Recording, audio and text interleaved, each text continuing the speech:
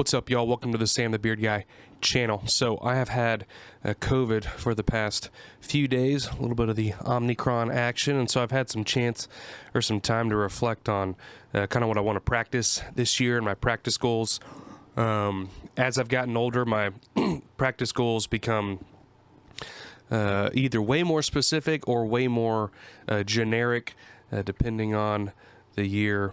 But I have identified 5 things in my playing that I think I want to, or I know I want to kind of tighten up and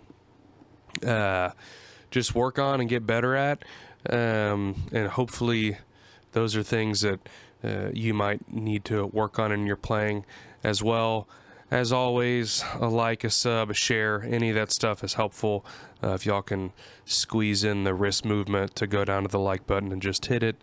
You know, I know that's tough. But yeah, so the first thing that I want to work on in 2022 is left-hand technique. So I've talked about this in some of my videos. I could literally talk about this for the rest of my life, as can most piano players, because left-hand technique is just something that is, if you don't have an extensive classical background, left-hand technique can be something that is just lost on people. And so, you know, I've done improv videos or videos where I kind of improv a little bit with my left hand.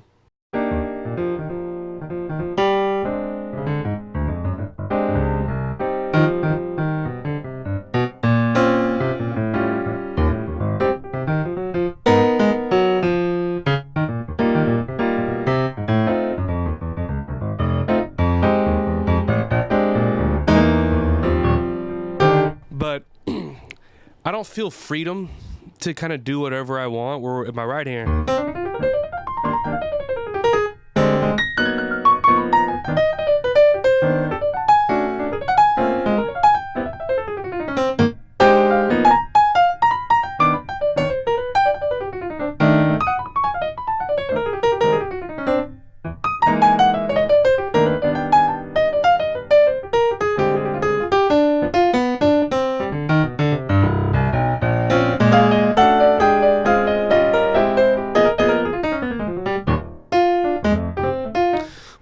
Which I think there's, you know, a natural, you know, most people are going to be better with their dominant hand, but I do feel like I can't do nearly as much with my left hand.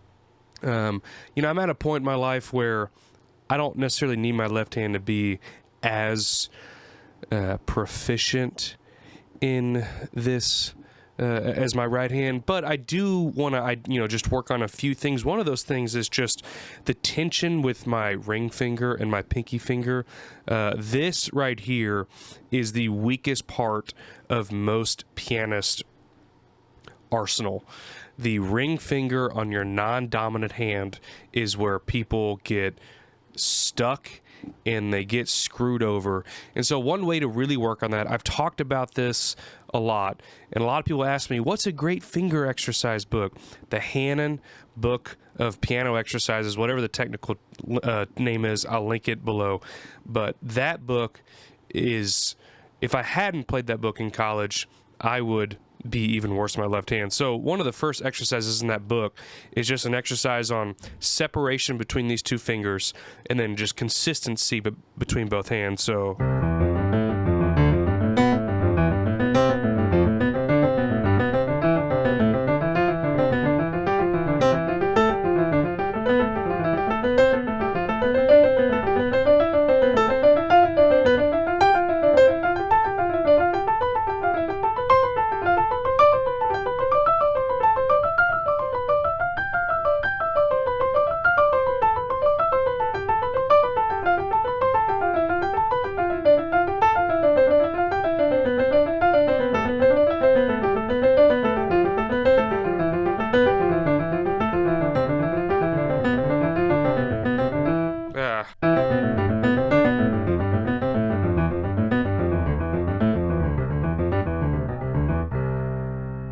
sometimes when I'm playing, the blood starts flowing, my fingers change size, and then my ring starts falling off. But it's important that you keep your wedding ring on, guys. So, makes the wife feel loved, which I do love her. So, I'd like to keep it on for obvious reasons. But yeah, so, that simple exercise, my wrist and my left hand, I could have done it again, but I could start to feel it. And so that tells me that my left hand is just not nearly as strong as here, where usually you get that soreness is from here. And I'm not a doctor, so I don't know all the anatomy of why, but this starts to make me sore quicker than this. And that's just the way, something about how these fingers trigger your muscles versus this is harder. And you can feel it. When you do this, you can feel your wrist working more than when you're doing this. I don't know if that's just anatomy or it's because of this is just your weaker place. I know there is something with your tendon here, and the way these are connected is different than here. I'm pretty certain. But yeah, I just want to work on that. I want to be able to just have more freedom with my left hand. I do a decently good job, but it's not as good as it could be. And so, yeah, that is a goal for 2022, is just to work on my left hand. So one of the ways to work on that, and this is point number 2, is just to continue to work on scales and arpeggios. These 2 points, left hand technique and scales and arpeggios, this is something you just beat to death in college, and you do over and over and over and over and over again. And you kind of start to, at least with me, you kind of start to lose a little bit of that finesse that came with, spending 5 to 8 hours a day in the practice room. And so I think that's natural. That's okay. I mean, that's, like the difference between an 18-year-old athlete and a 30-year-old athlete like myself. I'm not an athlete, but a musical athlete, if you want to call it that. You just kind of, you lose a little bit of edge in certain areas, and your talent kind of goes to your brain. And so, yeah, I don't know why, COVID, I'm just saying, thinking weird things. So, scales and arpeggios, right?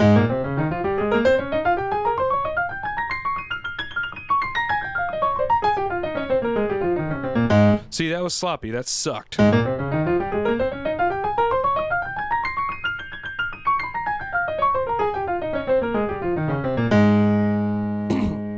And so that's one, working on scales. Also, just left hand technique. Like, I can feel my left hand just flailing around a little bit.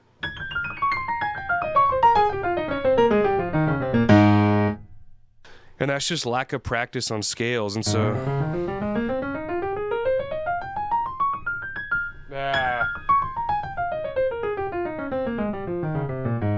yeah, and a lot of it is, and I could do a separate video on this too, but one bad technique is when your hand, when you're playing it, it starts to like flat finger. Like this muscle right here, ideally, it never does this. It's always finger pointed. And so what happens on this,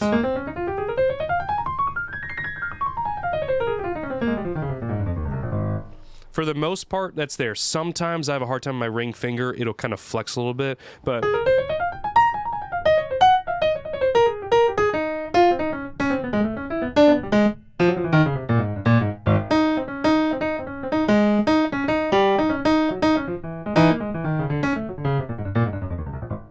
right, you can get, and that's how you get that real like staccato thing, like that real separated sound.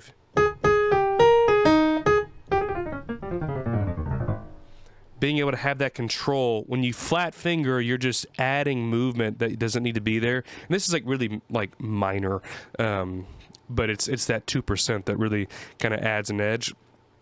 But on my left hand,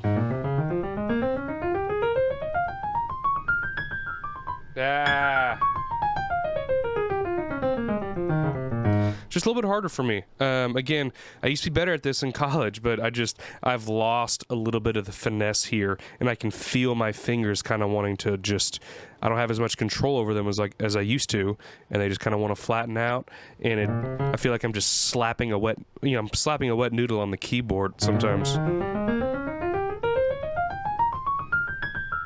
See, that is like,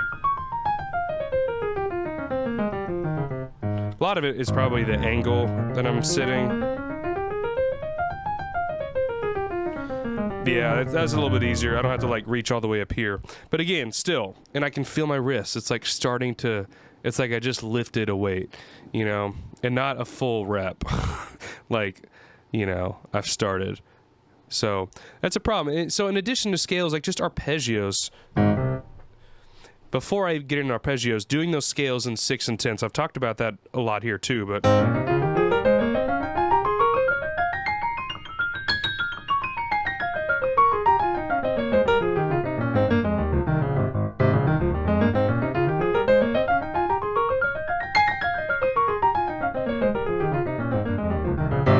and then the other way around.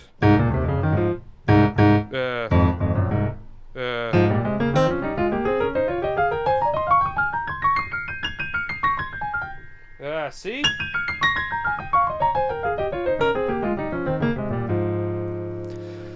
So, yeah, that one, the 6s are a little bit harder. When I get to the top, it's like, wait, where do I stop?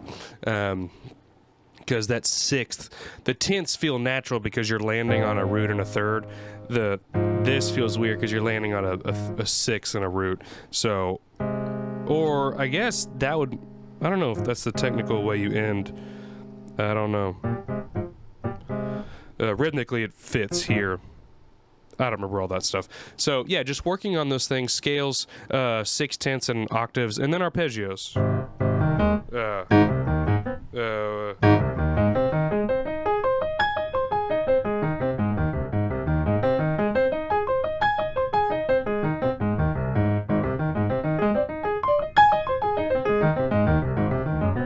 See, I just like...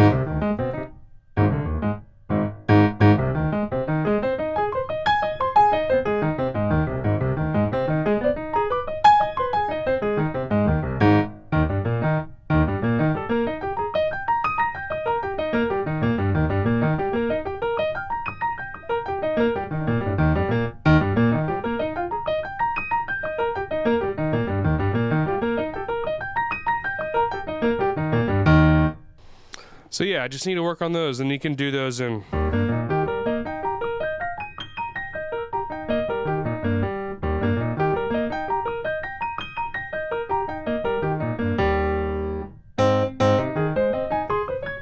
Yeah, screw it. So yeah, arpeggio scales, we just need to work on those continuously.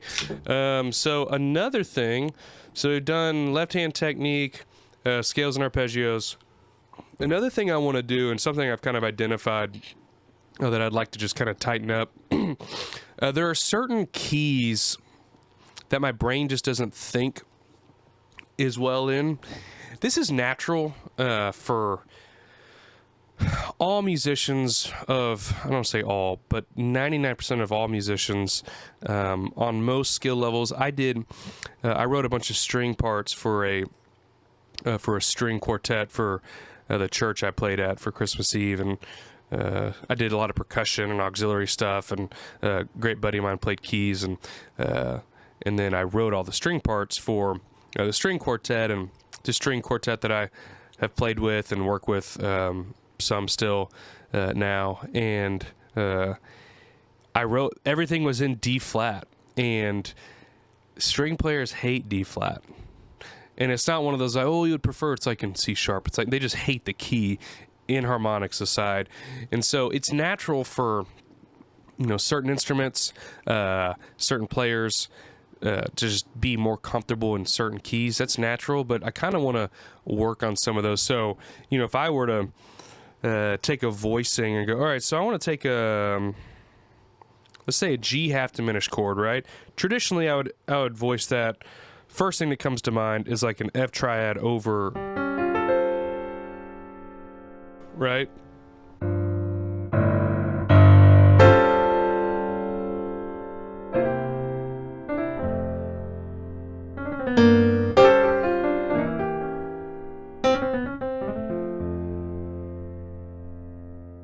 But let's do that in E flat. That I have to think about. Now I can do it because I understand that it's tritone in the left hand, like so G and C sharp is a tritone, then an F triad, which is a whole step below G. But this shape, I don't have to do that. I don't have to think that way, right? This is just how I play. This is just a sound to me. I just know how it sounds. I'm going to play it, and that feels great. But if I want to do that in E flat, I have to think about, all right, that's what that is. B flat. Right, let's do E. That one's natural.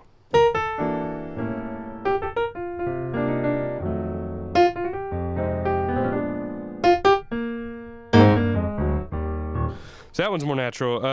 A's natural. D sharp or a D flat.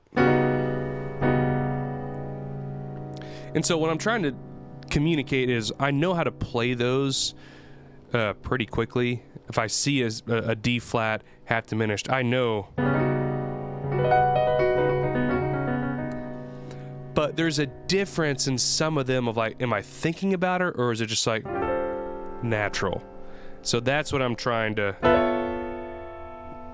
kind of say is some of these feel natural, some of them do not. Another great example of that would be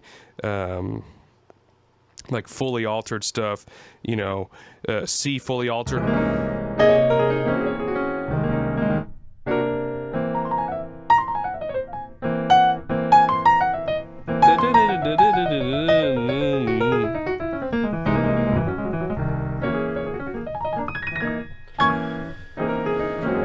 That feels natural because I see the shape of the alterations on the keyboard. I can just do whatever I want with this and it'll be fine. F is the same way. It's like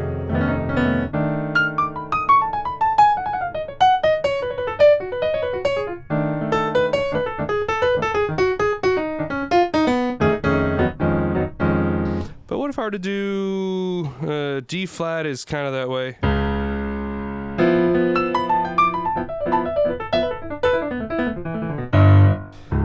But D flat, I'm starting to think more theoretically than I am C7. C7 is just like, whatever.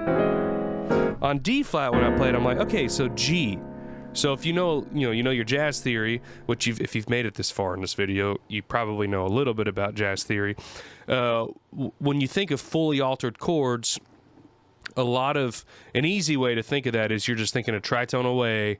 What is the unaltered version of that? And so when you're playing C7 altered, you're thinking G flat, right?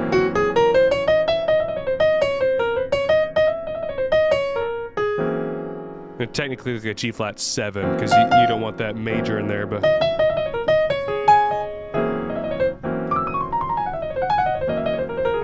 so a D flat is the same thing. You know, this is so D flat unaltered, but if I want to play like a G7 over D flat, that's an altered sound. But the scale I'm not thinking of,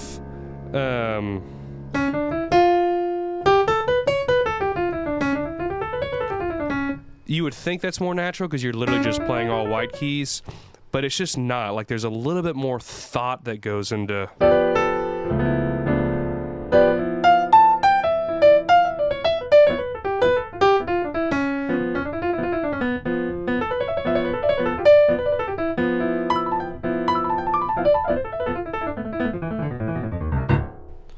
so that I'm just thinking G.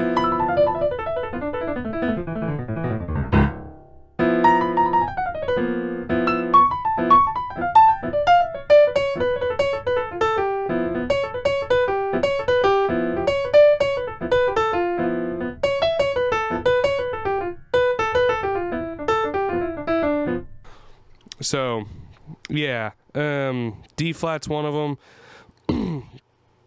E flat, no, E flat feels, I mean,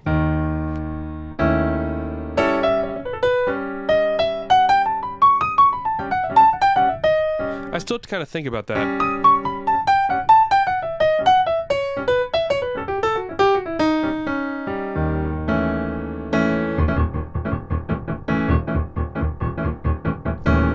Yeah, so playing songs in abnormal keys, awkward chords. You know, if you ask me to play Stella by Starlight in F sharp, or starting on F sharp, because it's in B flat normally.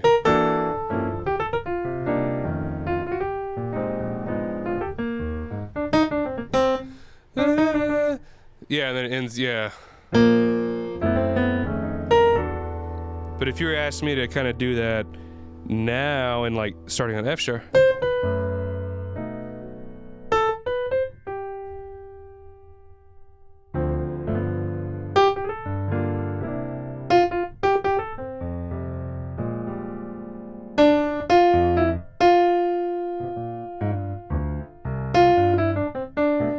Yeah, that's a lot harder for me. And again, I don't take that as, I guess you could call it a deficiency in my playing. I guess, yeah, I don't even want to save myself from the self-critique. That is a deficiency in my playing, is that I can't transpose songs to all 12 keys. Like, I know that if I had practiced that more in college, I would be at a different level of a player. Not because I could play a song in all 12 keys, but when you get to a point where you can play a song in all 12 keys, you're hearing music, and you're basically not hearing notes as like theoretically where they are in the scale. You're just hearing them in relation to their key center. Like how I was able to do that.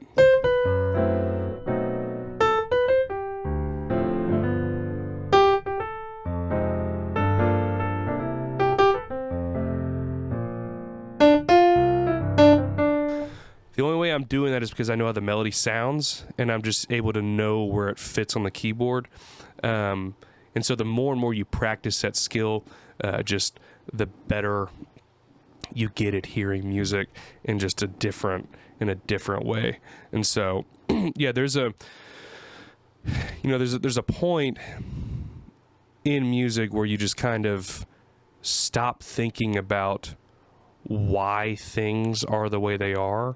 And it's just, I think this is going to sound good and this is going to work. And it just is, because I can just see what I'm going to play and it's going to work. And so there are areas of my playing where that is the case. And I would say a lot of the areas of my playing are in that place where, a lot of the times you'll ask me, hey, what were you thinking there? And it's like, I just knew it would sound good. And it kind of takes a little bit for me to go, okay, well, why do I think that? And so I don't mean that as like a look at me. It's just that's where I've gotten to. Or sometimes it's like I have a really hard time teaching really beginner piano. If I ever teach beginner piano lessons, it's not often, but if I am, sometimes at college I have to. It can be really hard for me to explain stuff because it's like I don't even remember the theory behind this. I just know it sounds good. And so that's kind of the goal, is to be able to get to that place where it's just about feel and just shapes and just knowing what's going to work and not. And so, yeah, abnormal keys, awkward chords. Another thing that I definitely want to do more of is writing. So my taste in music have kind of shifted over the years, where I used to just be like jazz head. Like I wanted to figure out how to write jazz and only jazz, like I was in college. My musical tastes have changed a lot since then. And part of why I've never written or done an album is because I just don't know what my musical voice is. I put out an album a few years ago under a different name that was kind of like electronic, but it just didn't, I put it out because I did it, but it just didn't reflect, what I thought my identity was. And a lot of that is because I've always been able to play so many different things, and I've always enjoyed so many different genres that I don't even know that I do have one. But I don't want to go into writing something as like I just do whatever, because that's also not helpful. Because if I do want to put out an album, I do want to put out something that's somewhat cohesive and genre and just and thought. I mean, I was raging to Taylor Swift yesterday, and I was like, man, maybe I should do a pop album. Like I want to do everything, and because I want to do everything, it can sometimes create a little bit of paralysis analysis for me. And so, but one thing I do want to do, at least put on the channel for 2022, I do want to put out an album, and part of that is like writing more. And so I think the voice that I've kind of found, at least from the feedback from the channel, is just kind of chill piano music that just is soothing. And so I'm just making this up, but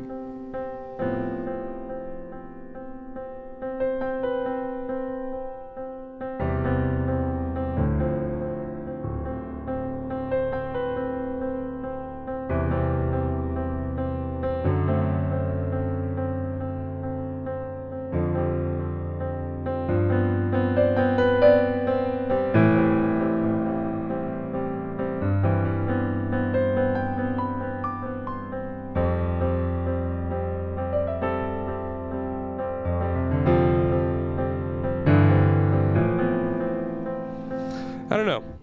That's kind of where I was listening to some stuff that I recorded last year, kind of in that vein. And so, I want to write more this year and maybe put out an album, kind of in the piano cinematic space. Because while it's not a true reflection of, so, I can do all the...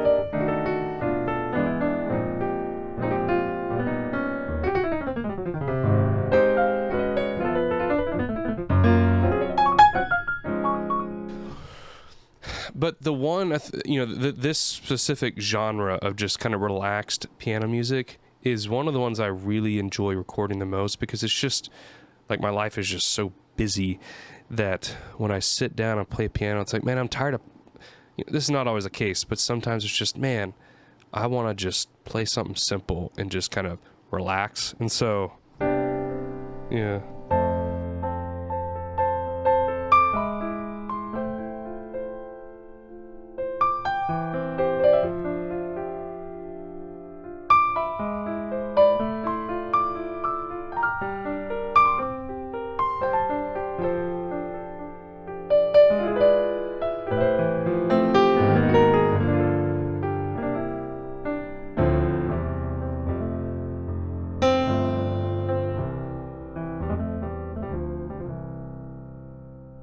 Yeah, so writing more is definitely a big one.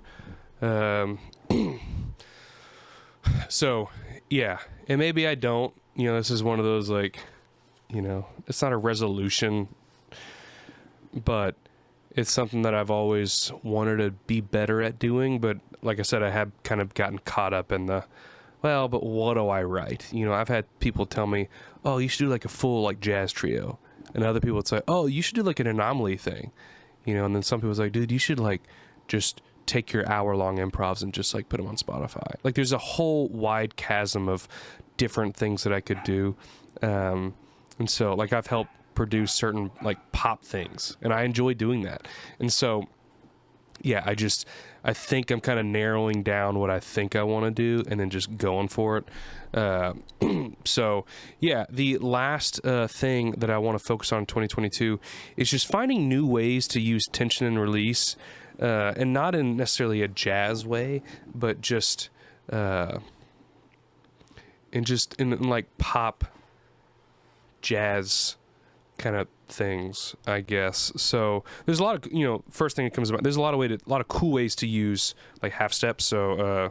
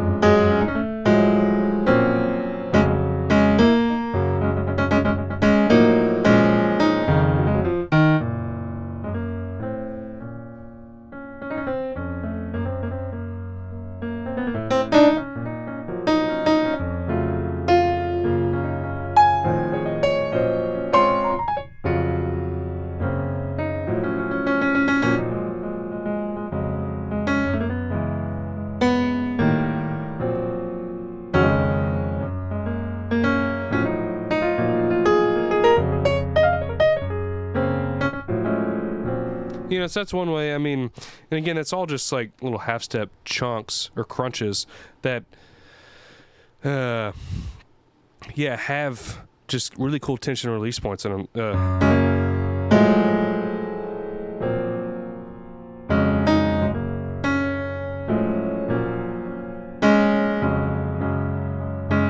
But also, you know, that's a micro way to look at tension and release, but also thinking of tension and release on a very macro level. So even from a compositional standpoint, you know.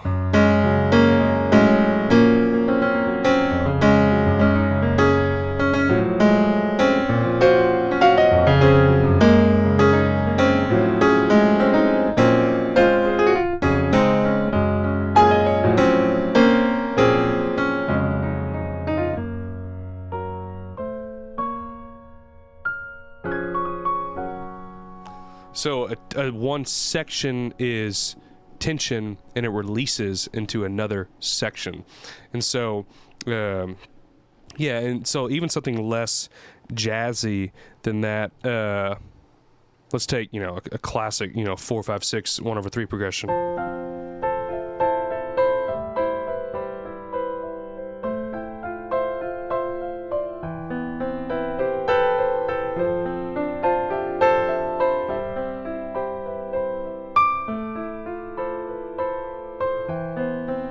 So there's a certain tension here because it's progressing, it's moving somewhere.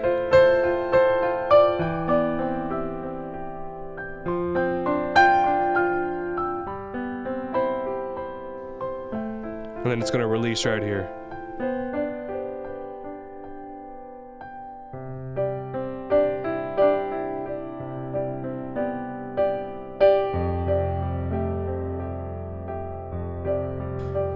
So micro tension, release.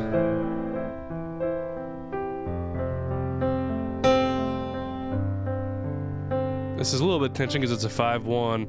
So it's like in that section, I do a 4/5/6 1/3, which don't think of tension as like a rubbing the wrong way, but it's just, you know, it's a progression that is floating around key center. I know 1/3 is technically a derivative of the key center, but it's not. It's a passing into a 4, and even if it did,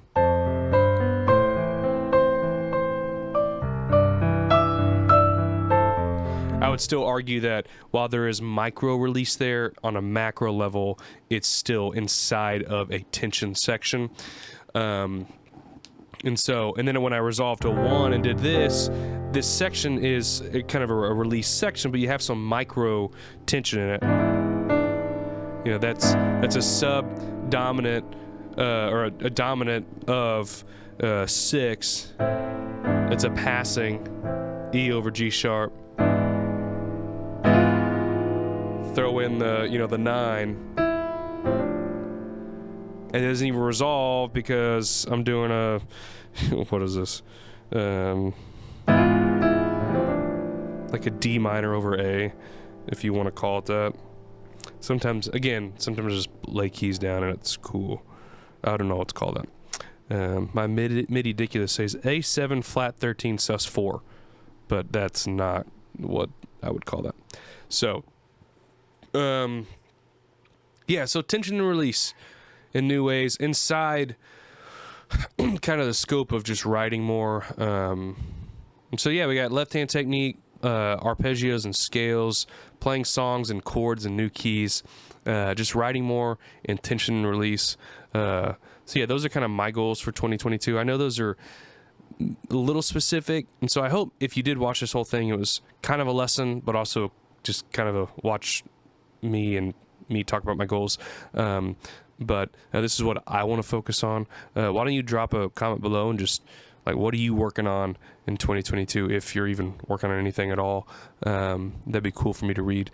So, yeah, thanks, y'all, for watching. Feel free to like, share, sub, all the goodies. And I'll catch y'all later. See ya.